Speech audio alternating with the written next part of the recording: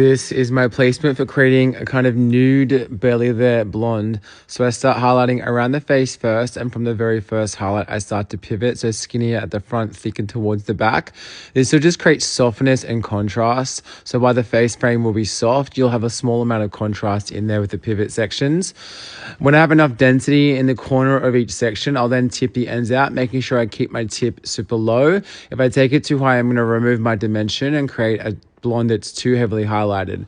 So I do the front section first, then move to the neckline, then come back to the very front hairline and immediately start to pivot as well. The pivot in this type of highlight is super important because it's going to allow dimension and depth to be kept within the hair. At each corner, once I have enough density through there, I'll I'll tip out. Once I've done the full face train, I then connect the back to the front. Connecting the back to the front allows me to be more intentional with my placement.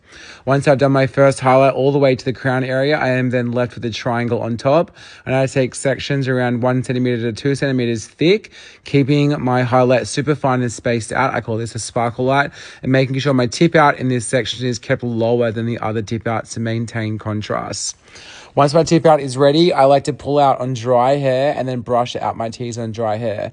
I've rinsed all that out, prepared the hair with the O&M Color Lock Milk, which has an ingredient called ChromaGuard, which prevents color fading by up to 50%. Then I apply my root color, my hairline root color, keeping them separate the entire time, brushing it all back and then applying my all over. I always let that process for a minimum of 15 minutes, and this is the end result. Let me know what you think in the comments.